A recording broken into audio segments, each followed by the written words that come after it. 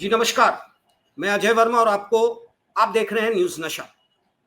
आज मैं आपको थोड़े से अलग हटकर आपके साथ बात करना चाहता हूं राजनीति और वक्फ या फिर भारतीय जनता पार्टी, इलेक्शन, कांग्रेस से दूर हटकर अपने व्यूअर्स के लिए एक खास मुद्दे पे मैं आपके साथ जुड़ा हूं और हमारे साथ जुड़े हैं एक वरिष्ठ पत्रकार बॉम्बे से, मुंबई से, महाराष्ट्र से सुभाष शिर्के जी, और उनसे हम जानेंगे पर्टिकुलरली मेरा जो आज का मुद्दा है, ये प्राइवेट एंड चैरिटेबल हॉस्पिटल्स जिनको चैरिटी में सरकार से बेनिफिट्स मिलती हैं, या प्राइवेट हॉस्पिटल्स, क्या उनको राइट्स हैं?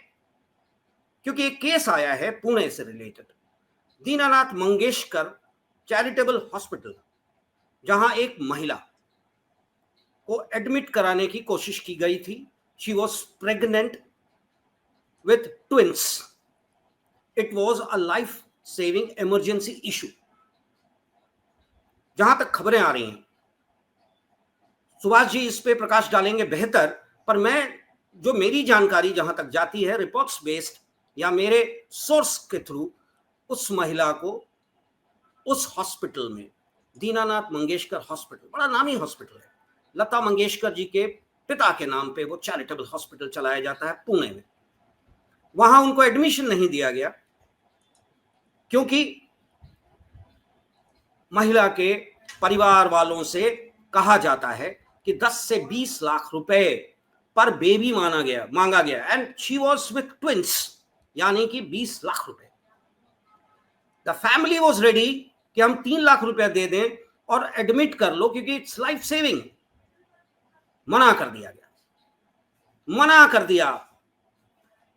मजबूरी में उस महिला को किसी और हॉस्पिटल में ले जाया गया जहां की डिलीवरी हुई, 2 लड़कियां हुई, 2 बच्चे हुए, कॉम्प्लिकेशंस बना रहा। फिर उसे 3rd हॉस्पिटल में शिफ्ट किया गया वेयर शी सकम्ड। इसके बाद मुद्दा मेरा यह कहना है कि किसी प्राइवेट हॉस्पिटल या चैरिटेबल हॉस्पिटल में इमरजेंसी के इशू पे, इमरजेंसी लाइफ सेविंग केस में क्या आप एडमिशन नहीं देंगे? क्या आपका राइट है ये? आमतौर पे तो प्राइवेट हॉस्पिटल्स में मेडिकल कॉस्ट्स 4 गुना ज्यादा होता है सरकारी अस्पतालों से। लोग पर सवाल यहां उठता है कि सरकारी अस्पतालों में, हॉस्पिटल्स में वो प्रोविजंस और वो फैसिलिटीज नहीं होती हैं, जिसके कारण लोग प्राइवेट हॉस्पिटल्स में मूव करते हैं, जिसका फायदा ये प्राइवेट हॉस्पिटल्स उठाते हैं। और अगर पैसे देने की स्थिति में पेशेंट का परिवार ना हो तो कहते हैं बेड नहीं है, जगह नहीं है, या फिर इतने पैसे दोगे तो एडमिशन होगा।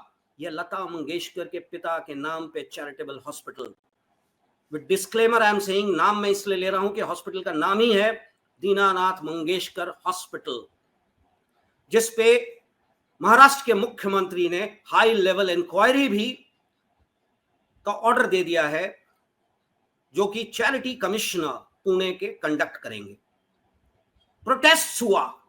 मैं इस पे डिटेल जानना चाहूंगा सुभाष जी से कि एक केस जो सामने आता है, ये ग्लेरिंग केस है जो शो करता है कि इस देश में प्राइवेट हॉस्पिटल्स और चैरिटेबल हॉस्पिटल्स की क्या स्थिति है।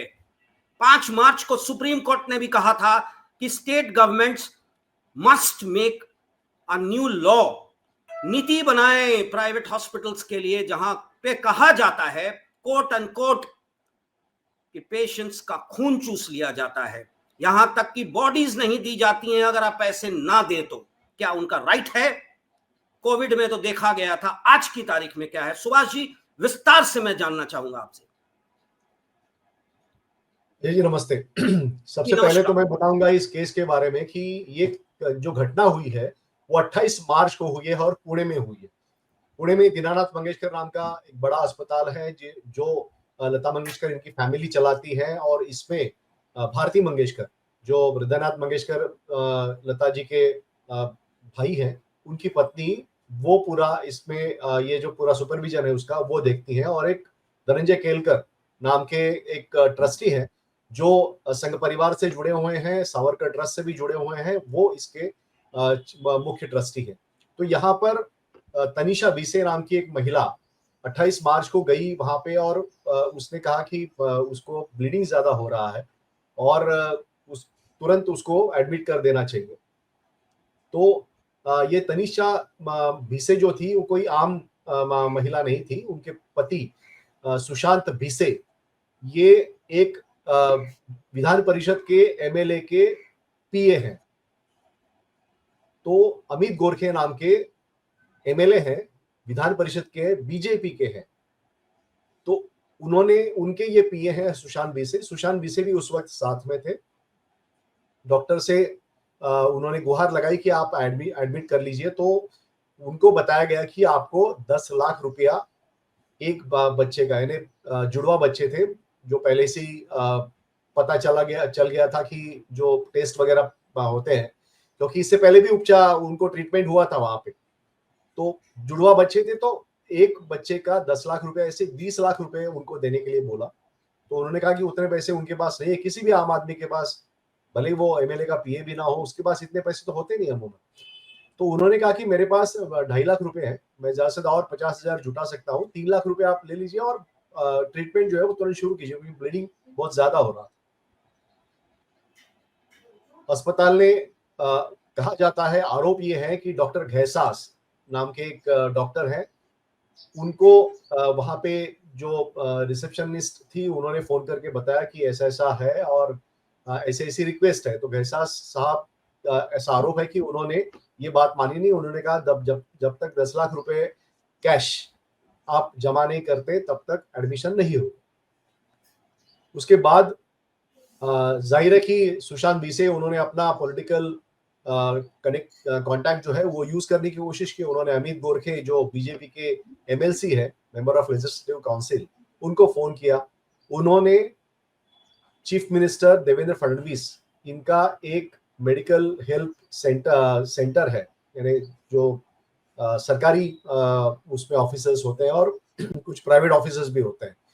तो ऐसे अगर मेडिकल इमरजेंसी में किसी भी पेशेंट्स को कोई भी जरूरत हो अस्पताल की तरफ से और कुछ वहां पे बात आई कि गवर्नमेंट इंटरवेंशन चाहिए, तो उसके लिए एक मेडिकल हेल्प सेंटर खोला गया है। और उसके जो special officer on special duty है उनको अमित गोरखे इन्होंने रिक्वेस्ट की कि आप बात कर लीजिए। तो उन्होंने अस्पताल से बात की, लेकिन फिर भी अस्पताल नहीं माना। अस्पताल ने कहा कि जब तक पैसे आप जमा नहीं करेंगे तब तक हम कोई ट्रीटमेंट शुरू नहीं करेंगे। 5.5 घंटे वो महिला उस अस्पताल में थी। 5.5 घंटे बहुत बड़ी चीज होती है। अगर एक महिला को ब्लीडिंग हो रहा है और अगर आप ट्रीटमेंट नहीं करते तो फर्क क्या, यानी क्या तकलीफ होती होगी उसको, और जान पे कितनी आन पड़ती है, ये आप जानते होंगे। तो ये सिचुएशन वहां पे थी।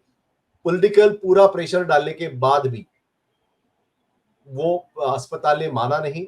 अस्पताल का ये कहना था कि उनको वो कैंसर पेशेंट थी, गर्भाशय का उनको कैंसर था और अस्पताल ने इससे पहले उनको आईवीएफ नहीं करने के लिए बोला था। फिर भी उन्होंने आईवीएफ के लिए वो गई और इसके लिए वहां पे जो उनका प्रॉब्लम जो है वो बढ़ा और यही कारण था कि उन्होंने इतनी भारी रकम एडमिशन के लिए वहां पे मांगी। हालांकि दीनानाथ मंगेशकर एक चैरिटेबल ट्रस्ट है और चैरिटेबल ट्रस्ट को सरकार से मुफ्त, यानी उनको तो जमीन जो दी गई थी वो 1 रुपया पर ईयर लीज में दी गई थे।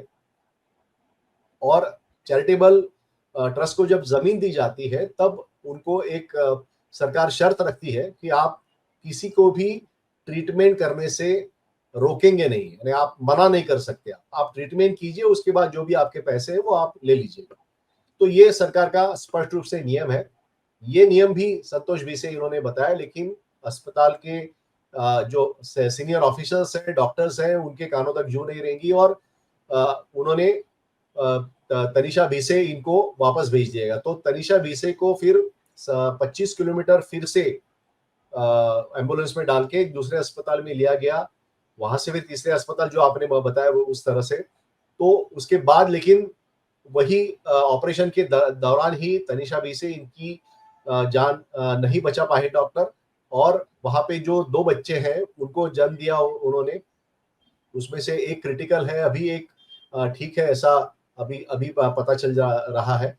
लेकिन इस पूरे मामले को लेकर जब मीडिया को ये बात पता चली, उसके बाद महाराष्ट्र में एक तरह से भूचाल आ गया और बहुत इस पर विवाद शुरू हो गया है।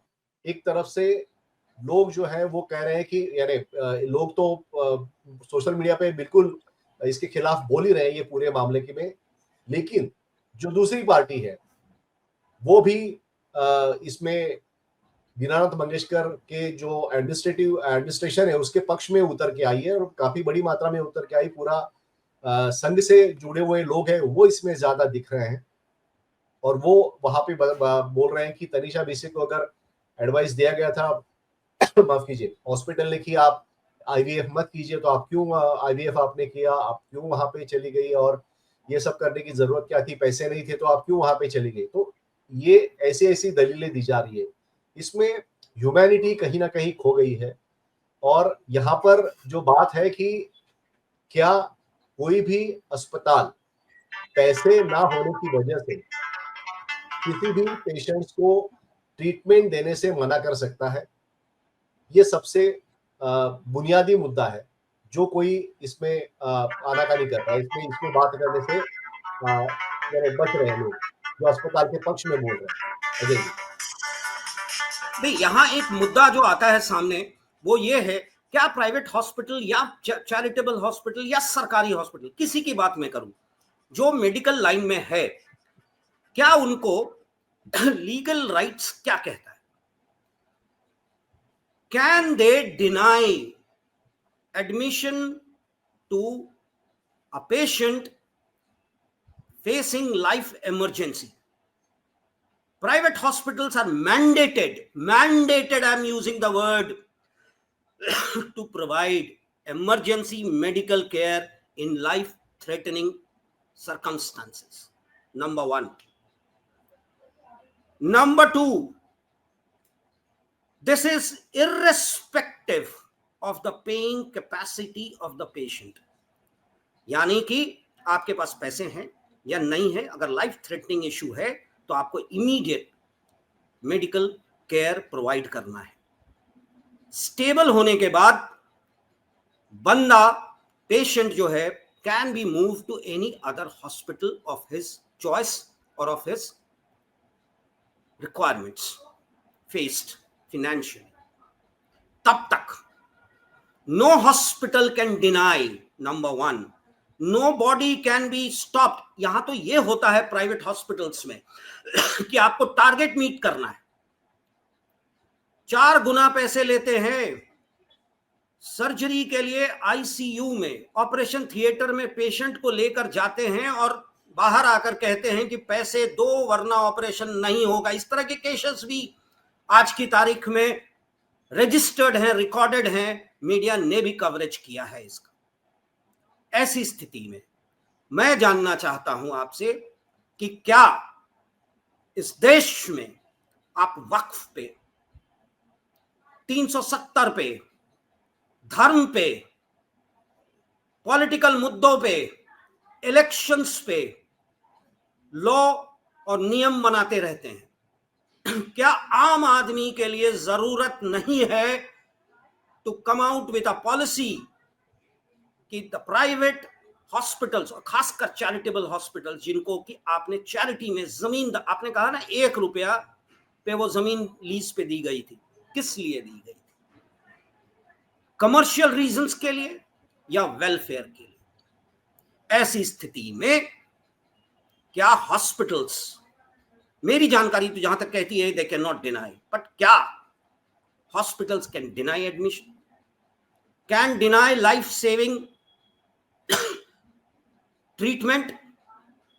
Can a hospital after the death of a person not provide the body to the family if the family is not in a position to pay? ये सारे मुद्दे बड़े सटीक मुद्दे हैं जो आम आदमी को कहीं ना कहीं टच करता है। कोविड के दौरान भी आपने देखा होगा कि ऑक्सीजन के लिए मारामारी था और हॉस्पिटल्स में। मैंने तो एक केस खुद फेस किया था सुभाष जी, मैं बता रहा हूं व्यूअर्स के लिए भी। मैंने खुद गुड़गांव के एक हॉस्पिटल में मेरे खास रिलेटिव को एडमिट किया गया था। She was breathing but she was put on ventilator, कहते हुए कि ऑक्सीजन देना होगा। पता चला उस हॉस्पिटल में ऑक्सीजन था ही नहीं। बलून से किसी तरह से जिंदा रखे हुए थे 9-10 पेशेंट्स को आईसीयू में, who all died by the morning। और कहा गया कि they died because of Covid. Fact remain, जब चेक किया गया तो पता चला कि उनके यहां ऑक्सीजन था ही नहीं। ये प्राइवेट हॉस्पिटल्स की स्थिति है। पैसे देने, बॉडी वो रिलीज नहीं कर रहे थे किसी का, क्योंकि पेमेंट्स क्लियर नहीं था। They wanted money before releasing the bodies. Inhumanity का हाइट। और कहीं ना कहीं ये सारे प्राइवेट हॉस्पिटल्स कहीं ना कहीं पॉलिटिकल सपोर्ट से चलते हैं या कॉर्पोरेट सपोर्ट से चलते हैं, और इलेक्टोरल बॉन्ड्स के थ्रू ये सरकार की पार्टीज को या अपोजिशन को कहीं ना कहीं सपोर्ट करते हैं। आम आदमी का क्या होगा सुभाष जी? ये एक एग्जाम्पल है दीनानाथ मंगेशकर हॉस्पिटल। मैं आपसे जानना चाहता हूं कि इस देश में मेडिकल फैसिलिटीज और ट्रीटमेंट के लिए क्या होना चाहिए, जिससे कि आम आदमी सुकून से जी सके या जरूरत पड़ने पे मेडिकल फैसिलिटीज अवेल कर सके। जी सुभाष जी। देखिए अजय जी, ये केस तो क्लासिक केस है, क्योंकि इसमें सारे हाई प्रोफाइल लोग इसमें शामिल थे। खुद चीफ मिनिस्टर का कार्यालय भी इसमें शामिल था, और इसके बावजूद तनिषा बीसे इनको वहां पे ट्रीटमेंट नहीं दिया गया। तो आम आदमी जो 80 करोड़ जनता है, वो 5 किलो राशन पर जीवित है आज की तारीख में। क्या उनके पास 10 लाख रुपया है प्रेगनेंसी के लिए? क्या वो दीनानाथ मंगेशकर जैसे अस्पताल के दरवाजे में जा भी सकते हैं अपने रिलेटिव्स के ऊपर या खुद के ऊपर वहां पर ट्रीटमेंट करने के लिए?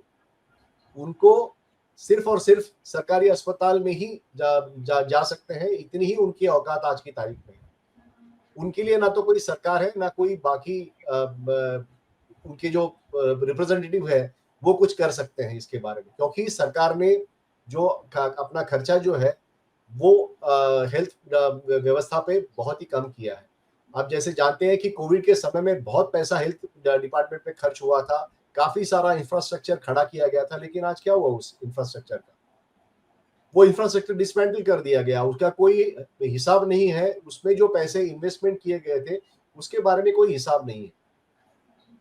तो ये सारे पैसे आम आदमी के पैसे थे, आपके और हमारे पैसे थे, जो टैक्स पेयर्स जो है उनके पैसे थे। ऐसे में तनिषा बीसे जैसी एक महिला, उसकी डेथ होना बहुत ही शर्मनाक बात है। और ऐसे सिचुएशन में कि जो उनके साथ पूरी एक स्टेट मशीनरी खड़ी थी, लेकिन दीनानाथ मंगेशकर जैसा अस्पताल, जो लता मंगेशकर जैसे भारत रत्न हस्ती है, उनकी फैमिली से जुड़ा हुआ है, और उन्होंने इस तरह से बेदर्दी बर्ताव करना एक पेशेंट के साथ, ये बहुत घिनौना अपराध है मुझे लगता है। और इसके लिए उस अस्पताल पे तुरंत कार्रवाई करनी चाहिए। उस अस्पताल का जो ट्रस्टी है उनको वहां पे हटा के वहां पे गवर्नमेंट ने अपने कब्जे में लेना चाहिए, क्योंकि 1 रुपए रेंट से उनको जमीन दी गई है।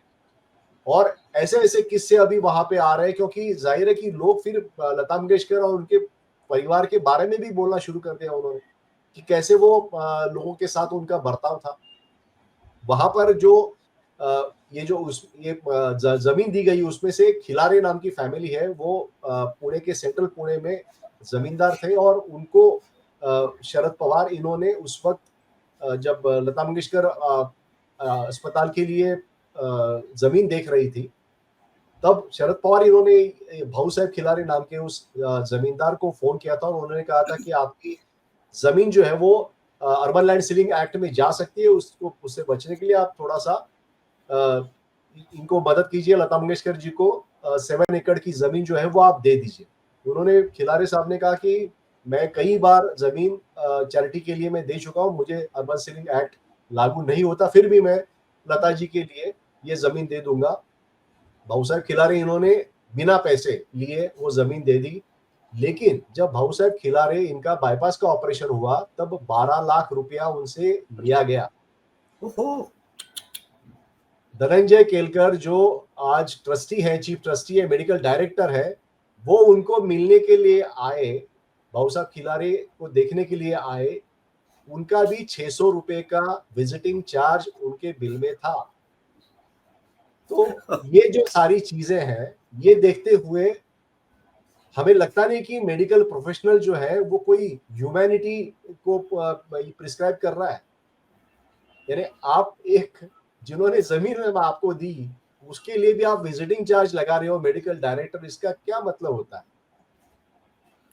सुभाष तो जी, जी सुभाष जी, आपने सही कहा कि मेडिकल प्रोफेशन में जो जुड़े लोग हैं वो थोड़े से ह्यूमन हो तो काम बने। इनह्यूमैनिटी आ चुकी है, क्योंकि है क्या, मुझे जो लगता है, आई मे बी रॉन्ग, क्योंकि हॉस्पिटल्स, जो प्राइवेट हॉस्पिटल्स हैं ना, जहां तक मेरी जानकारी जाती है, मेरी जो बातें होती हैं, हर डॉक्टर को जो कंपनी है जिस हॉस्पिटल से जुड़े होते हैं, ज्यादातर कॉर्पोरेट का है, ये कॉर्पोरेट फंडेड होते हैं ना, तो उनको कहा जाता है कि आपका महीने का टारगेट ये है, एक टारगेट दे दिया जाता है। अब बेचारे हॉस्पिटल्स में जो डॉक्टर्स हैं उस टारगेट को मीट करने के लिए कभी कभी ऐसा भी होता है कि एक जुकाम का बंदा, सर्दी खांसी किसी को हो गया, जुकाम हो गया, उसको ये लोग 4 दिन तक आईसीयू में बंद रखते हैं और निकालने के बाद कहते हैं कि भैया 5 लाख रुपया दे दो, वेंटिलेटर तक लगा देते हैं, क्योंकि उनको टारगेट मीट करना है। डॉक्टर्स की सैलरी जब कॉर्पोरेट दे रही है तो डॉक्टर्स को अपनी सैलरी बचाने के लिए टारगेट्स मीट करना पड़ता है, जो आमतौर पे लोग मुझे बताते हैं। पता नहीं कितनी सच्चाई है ये, तो जब आप अंदर खाने में जाकर चीजों को देखेंगे, इसके लिए कोई नीति बनेगी, इसका इन्वेस्टिगेशन होगा, जब जानकारी आप प्राप्त करने, हम आप देखिए, हम आप आज बात कर रहे हैं, कल हॉस्पिटल जाना पड़ेगा। हमारे साथ क्या है कि हमने हेल्थ इंश्योरेंस ले रखा है, तो कम से कम इतना है कि हेल्थ इंश्योरेंस से कुछ मिल जाएगा। इंश्योरेंस वाले भी कमाते हैं। जब आप नर्सिंग होम जाएं या हॉस्पिटल जाएं और आपने अपना कार्ड दिया हेल्थ इंश्योरेंस का, तो वो एक्सेप्ट कर लेते हैं, आपसे कैश नहीं लेते, आपको एडमिट कर देते हैं, आपका ट्रीटमेंट शुरू कर देते हैं। और 24 घंटे 48 घंटे के बीच एक एजेंट आता है, आपको देखता है, और वो 25 तरह की चीजें डॉक्टर उसको समझा चुका होता है। आप मामूली जुकाम में भी हैं, पर होगा क्या कि वो, उसको तो 5 दिन का पैसा चाहिए रूम का, आपसे तो कैश ले नहीं रहा। वो हेल्थ इंश्योरेंस के एजेंट के साथ सेटल होकर वो कमाता है। मैंने एक हॉस्पिटल में मैंने पूछा भी, तो उन्होंने कहा कि आपको 5 दिन रखते हैं, तो उसका पैसा कौन देगा, और पेमेंट मिलता है 1.5 महीना 2 महीना बाद, इंश्योरेंस के थ्रू क्लियर होता है। तो हम उसको जोड़ कर रखते हैं, यानी कि कहीं ना कहीं वो कमा रहे हैं, आपसे उतना ही ले रहे हैं जितनी जरूरत है। पर उन लोगों का सोचिए ना जिनका हेल्थ इंश्योरेंस, जो पैसे इंश्योरेंस में नहीं दे सकते, जैसे कि ये केस हुआ होगा, बेचारी ब्लीड कर रही थी, ब्लीड कर रही थी, ह्यूमैनिटेरियन ग्राउंड पे आपको एडमिट कर लेना चाहिए था, भले ही वो आपके कैंसर डिक्लेयर्ड पेशेंट थी, तो और भी जरूरी था ना, लाइफ सेविंग, आपने एडमिट करना था। पर यह ह्यूमैनिटेरियन ग्राउंड खत्म हो चुका है। क्या सरकार को आज की तारीख में इन जो मुद्दे उठाते रहते हैं रोज पार्लियामेंट में, उससे बेहतर एक क्यों नहीं एक्ट और लॉ लाते हैं कि every hospital, private, charitable, government must have a policy for life saving. ठीक है, एक बार बचा लो, उसके बाद जरूरत हो तो हटा दो, but till the patient is requiring life saving, ये मेडिकल ट्रीटमेंट का article 21 of the constitution if you read, guarantees the right to life and personal liberty, which also includes the right to medical treatment. हम तो violet कर रहे हैं ना, इन अ वे कहा जाए तो। Subhash ji, what you say about it? देखिए, इसमें आपने जैसे पॉइंट बताया कि मेडिकल इंश्योरेंस होना ये एक अभी आम बात हो गई है और वो ये जरूरत बन गई है।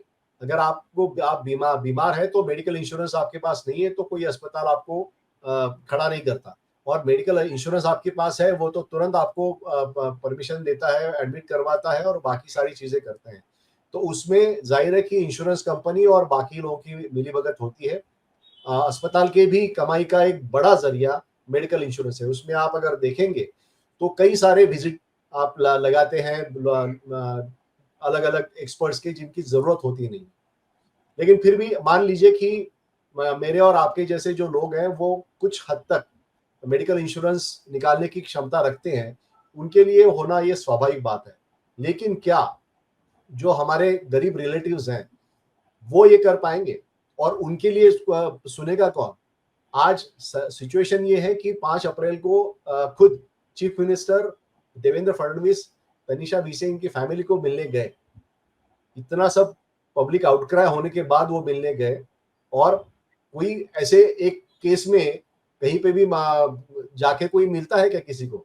इसका मतलब है कि इतने लेवल पर ये फैमिली सीनियर ऑफिशियल्स और सीनियर जो गवर्नमेंट ऑफिशियल्स हैं उनसे जुड़ी हुई थी, फिर भी उनके ऊपर ये संकट आया। इस तरह का उनको अस्पताल ने उनको नकार दिया और एक महिला की डेथ हो गई। तो ये सारी चीजें हैं। इसको देखते हुए कानून तो अपने पास है, लेकिन दूसरा है इसका इम्प्लीमेंटेशन जो है वो बहुत ही जरूरी है। अभी सरकार ने वहां पे एक इंक्वायरी कमेटी गठित की, उसके जो चीफ है उनको लेकर ही आरोप है कि वो करप्ट उनके ऊपर करप्शन के कई आरोप है। विधानसभा में उनके खिलाफ करप्शन के आरोप हुए थे। ऐसे आदमी को वहां पे इंक्वायरी के लिए बिठा दिया गया। उसके बाद सरकार पर यह आरोप हो रहा है कि क्योंकि ये परिवार यानी अस्पताल के जो प्रमुख लोग हैं वो संघ परिवार से आते हैं, इसलिए बीजेपी गवर्नमेंट है वो उनको थोड़ा सा लीनियंटली ये कर रही है। तो ये सारे अब आरोप उस तरफ हो रहे हैं और इसमें एक पब्लिक डिबेट हो रहा है, लेकिन मैं उसके बीच में जाता नहीं हूँ। मेरा मानना इतना ही है कि क्या एक कोई गरीब आदमी किसी अस्पताल के चौखट पे जाता है तो उसको ट्रीटमेंट होगा कि नहीं, और अगर उसको इमरजेंसी में ट्रीटमेंट नहीं होता तो उस डॉक्टर पर, उस अस्पताल पर मेडिकल काउंसिल ऑफ इंडिया जो हेल्थ मिनिस्ट्री है उनकी तरफ से क्या कार्रवाई होगी? क्या उसके लिए हमें फिर से चीफ मिनिस्टर के पास जाना पड़ेगा, किसी मंत्री संतरी को पकड़ना पड़ेगा, किसी पॉलिटिशियंस को पकड़ना पड़ेगा? इसके लिए आम आदमी के पास उतना समय होता नहीं है, उनकी उतनी औकात होती नहीं है कि वो चीफ मिनिस्टर के दफ्तर में जाए और उनसे इस तरह की बातें करवा के ले। तो आज वही मैं बता रहा था आपको कि 80 करोड़ जनता अगर 5 किलो राशन मुफ्त में खाने पर ये है, उनको उनकी सिचुएशन आज है, तो वो बड़ी अस्पतालों में मेडिकल केयर अफोर्ड नहीं कर सकती। और हम देखते हैं कि दिल्ली के एम्स में हो या फिर बाकी सर गंगाराम अस्पताल या बाकी सारे जो अस्पताल है, पब्लिक अस्पताल है, वहां पे भीड़ तो लगी रहती है, क्योंकि लोग जो है उनको ऐसे ही अस्पतालों में जाना उनके लिए जरूरत बन गई है। उनके लिए उसके अलावा वो सड़क पे जाके मर नहीं सकते। तो सरकार को ये भी देखना होगा कि जो कई सारी सरकार ने स्कीम्स लाई है मेडिकल इंश्योरेंस की, लेकिन वो अभी तक पहुंची नहीं है लोगों के पास। तो वो एक जरूरत है, और मेडिकल इंश्योरेंस वो जरूर लोगों को सरकार ने पहल करके वो करवाना चाहिए। जो आज की तारीख में अमेरिका में भी इसके बारे में डिबेट हो रहा है। लेकिन दूसरी बात ये है कि अस्पताल ने भी कुछ अपने ऊपर कुछ बदल लाना चाहिए। कोई तो एक ह्यूमैनिटी उनके पास बची होनी चाहिए जिसके तहत वो अपने पूरे सिस्टम का कुछ तो हिस्सा गरीब पेशेंट्स के लिए खर्च करें, उनके लिए वो कर दें। महाराष्ट्र में ऐसी सिचुएशन है। महाराष्ट्र में महात्मा फुले आरोग्य योजना है जो जिसके तहत जो बिलो पॉवर्टी लाइन के लोग हैं उनको वहां पे सरकारी अस्पताल में, प्राइवेट अस्पताल में एक 25% जो बेड्स हैं वो उनको रखने पड़ते हैं प्राइवेट अस्पताल को। लेकिन वो आम आदमी को वो देते नहीं, अपने ही अस्पताल के जो 4th क्लास एम्प्लॉय है उनके रिलेटिव को वो ये चीजें या ये सहूलियत है वो देते हैं, ऐसा आरोप है। और इसका हमने देखा है कि कोविड के समय में जब अस्पताल आम आदमी को दरवाजा ओपन नहीं कर रहे थे, तब वहां पे डंडा लेके हेल्थ मिनिस्टर को जाना पड़ा था और वहां पे अस्पतालों को इन गरीब पेशेंट्स के लिए दरवाजे खोलने के लिए मजबूर उनको करना पड़ा था। लेकिन आज की तारीख में ये है कि सरकार जब तक कुछ करती नहीं, हम डंडा मारती नहीं, तब तक हम अपना हमारा कोई मन जो है वो उस पर यानी कॉन्शियस हमारा जो है वो हम कहीं पे खो चुके हैं। और ये कॉन्शियस खोने वाली बात जो है वो मेडिकल जैसे फ्रेटर्निटी में अगर हो रही है तो बहुत ही गंभीर बीमारी है, ऐसा मुझे लगता है। सुभाष जी, यहाँ एक आपने जो बात कही ना उस पर एक छोटी सी बात मैं आपको याद दिला दूं मेरे साथ एक हुआ क्या था कि एक साउथ का एक बहुत ही स्ट्रॉन्ग कॉरपोरेट है, उनके मेडिकल हॉस्पिटल्स और इंस्टीट्यूट्स भी चलते हैं। उसके एक सीनियर ऑफिसर से मेरी बात हो रही थी, ये करीब 2 साल कोविड के पीरियड के, जस्ट कोविड का पीरियड जो सेकंड फेज था ना उस दौरान, तो मेरी बात हो रही थी। मैंने कहा कि कुछ लोगों को यहाँ जगह नहीं मिल रहा है, ऑक्सीजन नहीं है, वो नहीं है। तो उन्होंने कहा कि हमने तो 5 अपना, हर हॉस्पिटल में मेरे 5 बेड्स हमने करवा रखा है, जो कि हमारे कंपनी से जुड़े लोगों को, जो हायर ऑफिशियल्स हैं, उनसे कहीं इफेक्टेड हो तो अगर ज़रूरत हो तो आप बताएंगे। मुझे बड़ी हंसी आई कि मरने के लिए और ट्रीटमेंट के लिए भी क्या इन्फ्लुएंस, कॉन्टैक्ट और पैसे की ज़रूरत पड़ती है? क्या आम आदमी को अगर इस तरह की स्थिति हो तो वो तो मर गया, जो कोविड में हुआ। आज भी फैक्ट ये है कि लोग छोटी छोटी बीमारियों में भी डरते हैं हॉस्पिटल में जाने में, क्योंकि सरकारी अस्पताल में जगह नहीं मिलता। बड़े में भी किसी का किडनी का प्रॉब्लम है, किसी का लीवर का प्रॉब्लम है, लाइन में खड़े होते हैं। प्राइवेट हॉस्पिटल्स में तो पैसे नहीं दे पाते, सरकारी में जगह नहीं है, फैसिलिटी नहीं है। क्या नहीं लगता आपको कि इस देश की सरकार को आज की तारीख में ये जो फ्रीबीज और तरह तरह के जो इश्यूज लेकर आते हैं, उससे बेहतर आम आदमी की जिंदगी के बारे में कोई फैसला लेना चाहिए और ऐसा कोई नीति बनाना चाहिए कि आम आदमी कम से कम तरीके से सांस तो ले सके? क्योंकि आपका वोटर है, कल आप उसको लुभाते हैं वोटिंग टाइम में तरह तरह के फ्रीबीज देकर, तो लॉन्ग टाइम फ्रीबीज क्यों ना दें आप मेडिकल के नाम पे? Subhash ji, just the last, don't you think? सरकार पॉलिसीज तो करती है, क्योंकि नेशनल रूरल हेल्थ मिशन जो था वो हमने देखा था कि यूपीए के समय में आया था, और उसमें इंफ्रास्ट्रक्चर काफी डेवलपमेंट के लिए पैसे दिए गए थे पूरे देश में।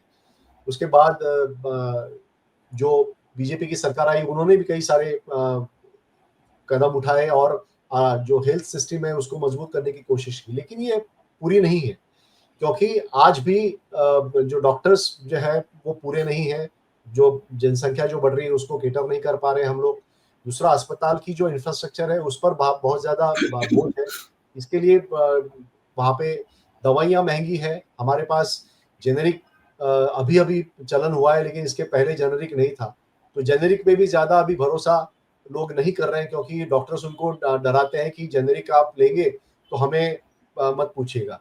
तो ये सिचुएशन है। तो ऐसे में मेडिकल सिस्टम जो है वो सबसे सस्ती कैसे हो, इसके लिए जरूरत है, हमें कदम उठाने पड़ेंगे। और जो जिनके पास पैसा है, जो इन्फ्लुएंशियल है, इन्होंने उसके लिए भी कुछ मदद करनी चाहिए। उन्होंने एक ग्रुप करके जो अपने जो बाकी हैव नॉट्स लोग हैं उनको मदद करनी चाहिए, तभी कुछ बनेगा। क्योंकि सिर्फ सरकार करेगी और बाकी सिर्फ हाथ पे हाथ धरे बैठे रहेंगे, ऐसे तो होगा नहीं। तो एक कम्युनिटी एफर्ट जिसको हम कहें, वो हम अगर करेंगे तो मुझे लगता है सरकार के ऊपर भी प्रेशर आएगा, एक वॉच भी रहेगा। क्योंकि अनगिनत खरीदारी होती है मेडिकल फील्ड में जिसकी कोई जरूरत होती नहीं, उसको चलाने वाले मशीन्स के लिए मशीनें ऐसे ही पड़े रहती हैं। लोग सिर्फ कमीशन और कट्स लेते रहते हैं, ये भी हमने देखा है।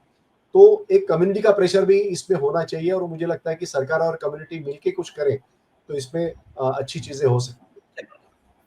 यानी कि निष्कर्ष यही निकला कि सरकारी पहल जरूरी है, इंप्लीमेंटेशन और एक्सिक्यूशन पे नजर जरूरी है, और इसके अलावे सबसे बड़ी चीज जो है आम पब्लिक का अवेयरनेस, आपका राइट्स। आपको अपने राइट्स को समझना होगा कि कॉन्स्टिट्यूशन ने आपको राइट दे रखा है, right to live, right to have medical treatment, right to the best possible treatment in this country. नहीं मिलता है तो दरवाजे खटखटाएं, घर पे ना बैठे। सड़क पे के प्रोटेस्ट से बेहतर है कि लीगैलिटीज में जाएं। और प्राइवेट हॉस्पिटल्स को ये चाहिए कि कम से कम बिजनेस करो, लगाए हो पैसे तो रिटर्न चाहिए ही ना, बट ह्यूमैनिटेरियन ग्राउंड भी देखो, लाइफ सेविंग ट्रीटमेंट्स दो, जरूरत पड़े तो आगे आओ। सिर्फ CSR के नाम पे मत खेलो। जी अच्छा लगा आपसे सुभाष जी बात करके। हम फिर इसी तरह के मुद्दों पे आपके साथ आते रहेंगे और अपने व्यूअर्स को बताते रहेंगे कि आपके राइट्स क्या है। जी नमस्कार, धन्यवाद, बहुत बहुत धन्यवाद। और आप हमसे जुड़े रहने के लिए सब्सक्राइब करें YouTube पर, फॉलो करें Twitter पर और लाइक करें Facebook पर। और ज्यादा जानकारी के लिए आपको टाइप करना होगा सिर्फ न्यूज़ नशा।